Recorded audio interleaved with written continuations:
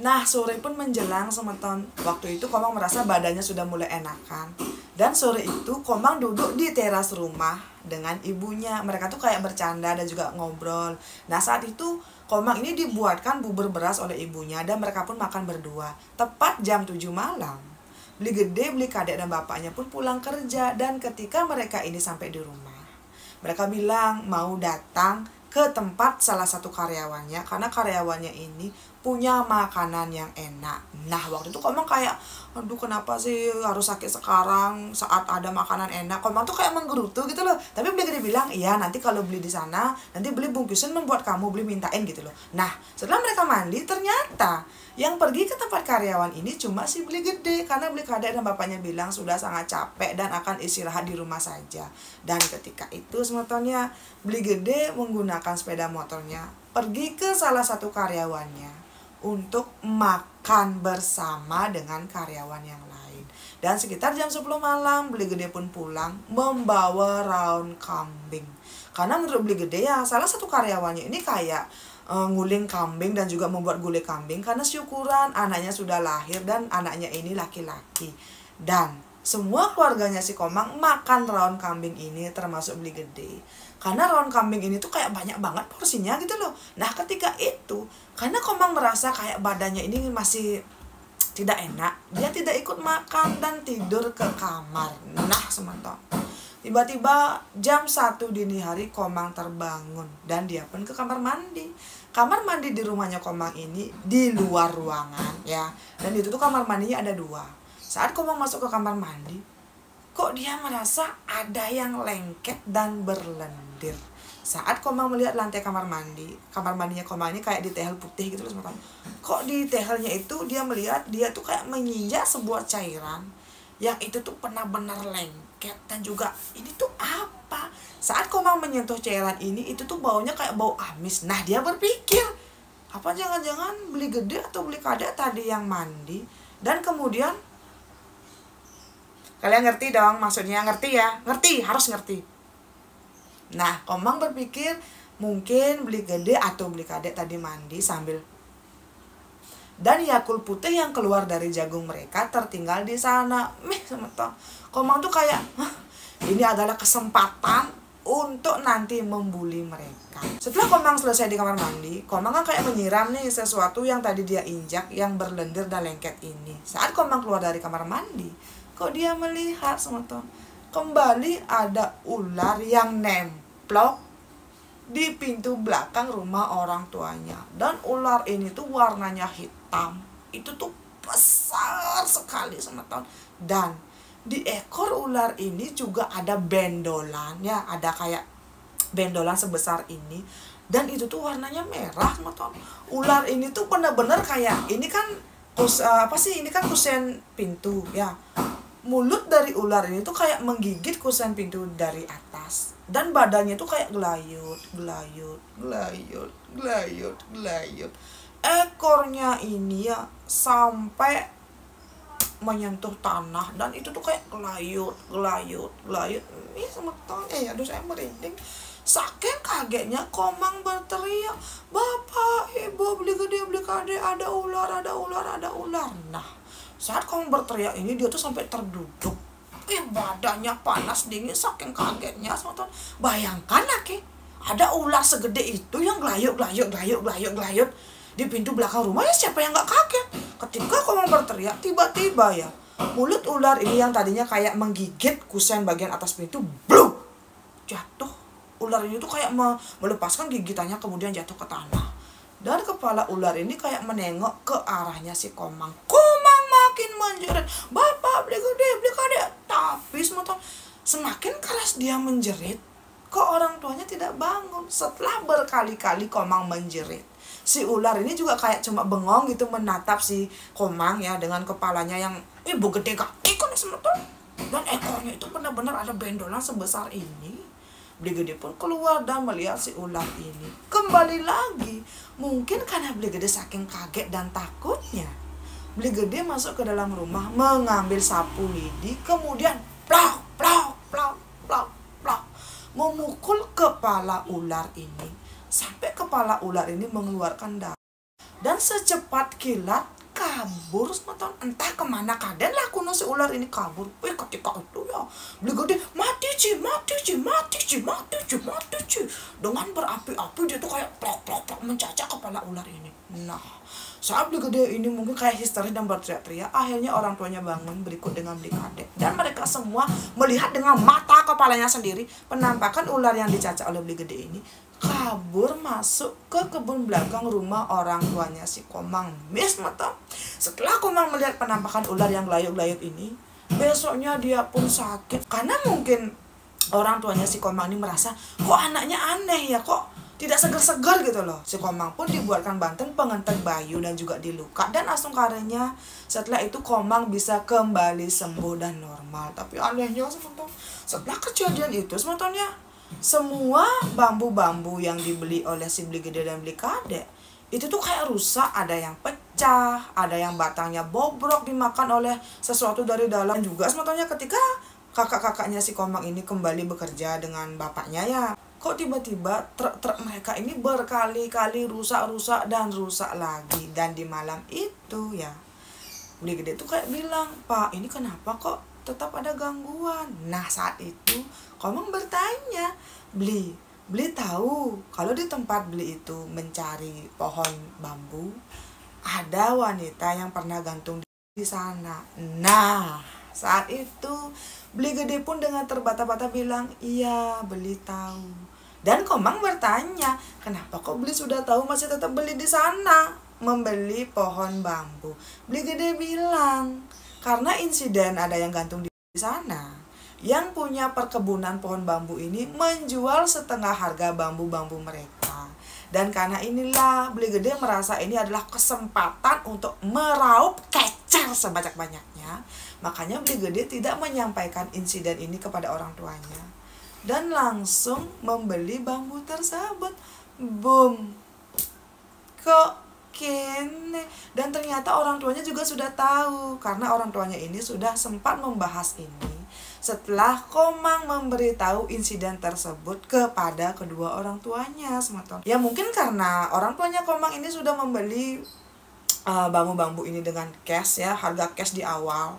Mereka pun kayak bilang kepada anak-anaknya, "Ya sudah, kita kayak berusaha aja, nanti kalau kesana tuh kayak sembahyang dulu dan jangan melakukan sesuatu yang aneh-aneh." Tapi ternyata tidak bisa semua keanehan, semua kejanggalan terus saja berangsur-angsur terjadi. Saat itu kan waktu anaknya Beli Gede, sebenarnya ibunya tuh udah sewot banget, kenapa kok Beli Gede pulang kerja bukannya sembahyang dulu, kok malah udah berkeliaran gitu loh. Nah, saat Beli Gede pulang, dia pun langsung makan dan juga ditatap banten otonan. Dan setelah itu Beli Gede bilang pundaknya sakit, lehernya tuh sakit, dan kepalanya sangat sakit. Dan Beli Gede pun izin untuk tidur. Besok paginya Beli Gede menangis sambil membentur-benturkan kepalanya di tembok, dan dia bilang, "Bapak, si Raden sakit, Pak. Ini kepala gede sakit, Bapak." Beli Gede sambil menangis untuk pertama kalinya Komang melihat kakaknya sampai menangis seperti itu. Dia berteriak-teriak, memanggil ibu dan bapaknya sampai-sampai membentur-benturkan kepalanya di tembok.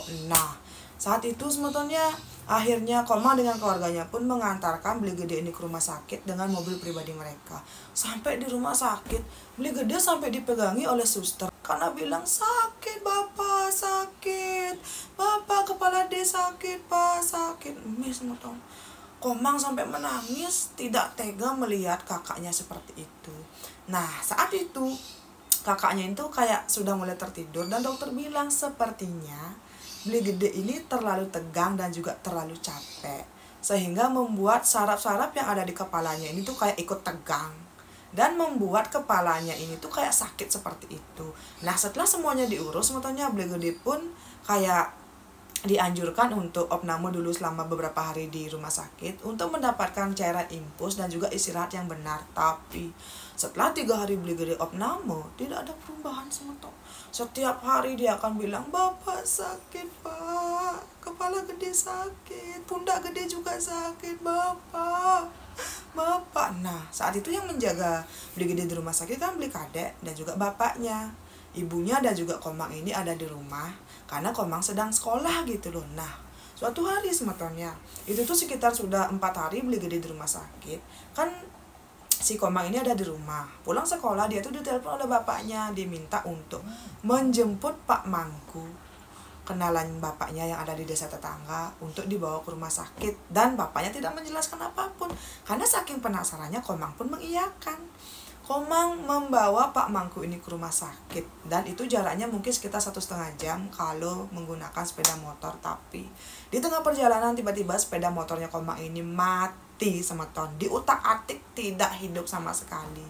Ini itu dicek, tidak ada kejanggalan, tapi kok mati. Nah, saat itu ya tiba-tiba ketika Komang ini mengecek mesin sepeda motornya, dia kan berhenti kayak di tepi hutan gitu loh semeton, karena rumahnya si Komang ini bisa dibilang masih di desa yang di pelosok. Kok dia tuh merasa merinding.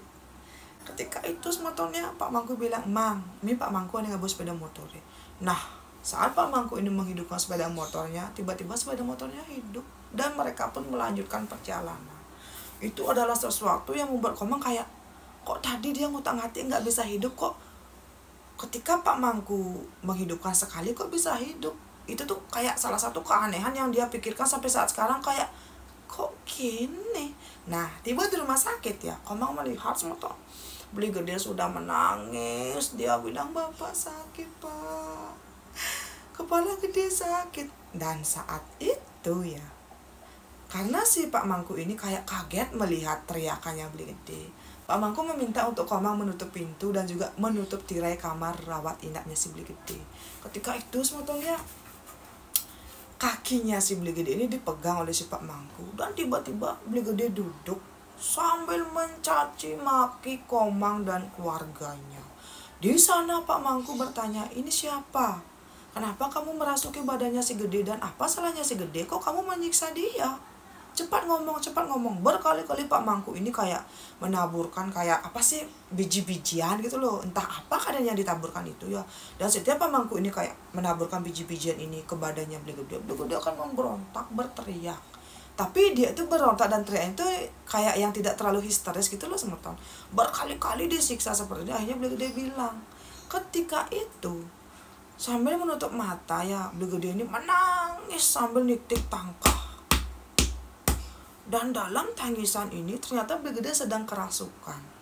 Beli Gede bilang sama Tom, "Kenapa kok kalian tega memakan badan istri saya? Istri saya sedang hamil. Kenapa kalian memakan badannya? Kalau kalian tidak memakan badannya dan cuma menguburkan badan dari istri saya masih bisa hidup dengan dia karena sukmanya dia yang menyerupai ular bisa dibuang dan rohnya masih bisa saya hidupkan. Tapi kenapa malah memakan badan istri saya?" Boom. Kok gini? Jadi dari pengakuannya Beli Gede saat Beli Gede ini kerasukan ya, suami dari ular yang Beli Gede tabrak. Dan waktu itu kan Beli Gede sempat nabrak ular yang warnanya abu, yang ekornya itu ada gendola yang dibilang ada tumor tuh, semua kalian ingat kan?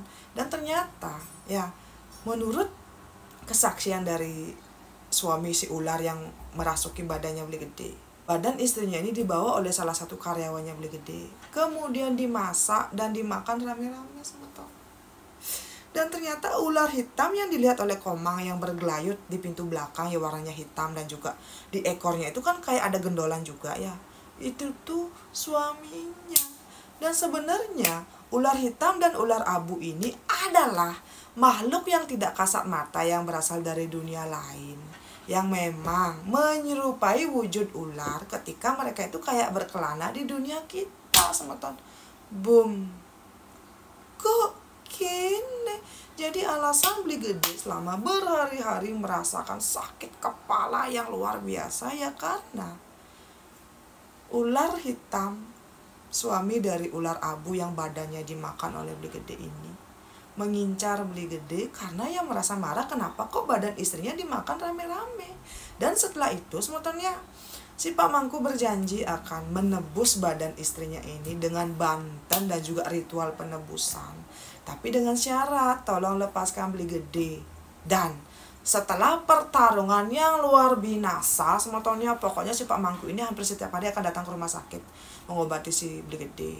Setelah 2 minggu Beli Gede di rumah sakit dan juga diobati oleh si Pak Mangku, astungkare Beli Gede mulai membaik dan boleh pulang ke rumah. Dan ketika itu semotonya si Komang mendengar salah satu karyawannya yang konon katanya menyembunyikan badan si ular ini dan dibawa pulang untuk dimasak rame-rame, ditemukan meninggal dunia dalam keadaan tidur semeton. Ini tuh kayak apa sih, tidak masuk akal, tapi ya emang ini yang terjadi. Semeton. Komang pun kaget sekali dong mendengar salah satu karyawannya meninggal dunia saat Beli Gede masih dirawat di rumah sakit dalam keadaan tidur di rumahnya sendiri. Tidak ada luka, tidak ada kecelakaan apapun, tapi pagi-pagi dia itu sudah ditemukan meninggal dunia oleh istrinya yang padahal anaknya masih bayi semeton.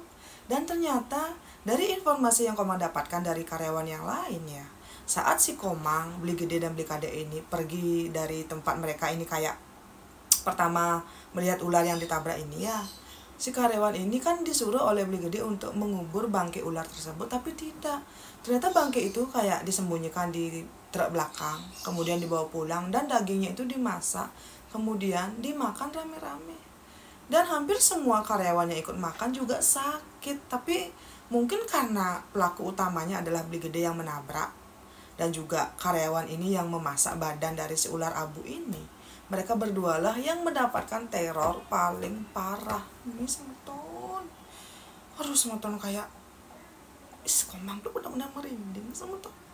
Nah setelah itu semetonnya karena perjanjian dari Pak Mangku ini dengan ular hitam ini ya, istrinya dari ular hitam ini, si ular abu kan akan dibuatkan ritual banten. Bapaknya Beli Gede pun membeli banten di geria dan membuatkan banten untuk si ular abu ini. Entah apa keadaan adan banten nih, Komang juga tidak mengerti. Dan saat itu ternyata semeton, menurut kesaksian dari bapaknya Komang, seharusnya Beli Gede sudah meninggal dunia karena balas dendam dari ular hitam ini. Tapi bapaknya Beli Gede ini meminta kepada Pak Mangku untuk bernegosiasi dengan si ular hitam. Dan sebagai gantinya boleh mengambil nyawa siapapun itu terserah, yang penting bukan keluarga dari bapaknya si Komang. Jadi kemungkinan pertukaran yang dijanjikan oleh si Pak Mangku dan juga bapaknya si Beli Gede ini ya dengan nyawa dari karyawan yang sudah memakan daging istri dari ular hitam ini semeton. Ya memang sih ini tuh terdengar kayak apa iya, tapi ya inilah yang terjadi semeton. Menurut Pak Mangku semeton ya, informasi yang dia dapat dari si ular hitam ini, kalau bapaknya Beli Gede benar-benar mau membuatkan ritual banten untuk ular abu yang sudah ditabrak oleh si Beli Gede ini, kemungkinan ular ini nanti bisa hidup kembali atau bereinkarnasi kembali dan bisa bersatu lagi dengan suaminya, yaitu si ular hitam. Tapi sebagai gantinya, ular hitam ini tidak mau cuma dibawakan banten, dia harus bisa menyalurkan balas dendamnya ini agar si orang yang sudah menyakiti istrinya ini bisa merasakan apa yang dialami oleh istrinya. Dan mungkin ini menurut bapaknya si Beli Gede dan juga Pak Mangku, kebetulan karyawannya inilah yang memang memotong dan juga memasak badan dari istri ular hitam ini. Makanya dialah yang dipilih untuk pertukaran dari nyawanya Beli Gede. Boom! Kok yakin ya semeton? Ya saya yakin sih, kalian pasti saya juga ya ada yang seperti ini semeton ya Tuhan. Nah setelah itu semetonnya Beli Gede, Beli Kade, dan juga Komang diminta oleh orang tuanya jangan sampai menceritakan ini kepada siapapun, karena bapaknya tidak mau nanti ada yang tahu tentang pertukaran ini. Tapi setelah Beli Gede ini sembuh dan juga 3 tahun kemudian menikah, Beli Gede ini punya 5 orang anak. Tapi anak pertama dan keduanya Beli Gede meninggal dunia dalam keadaan sakit. Dan sampai saat ini Beli Gede punya 3 anak dan ketiga anaknya ini perempuan.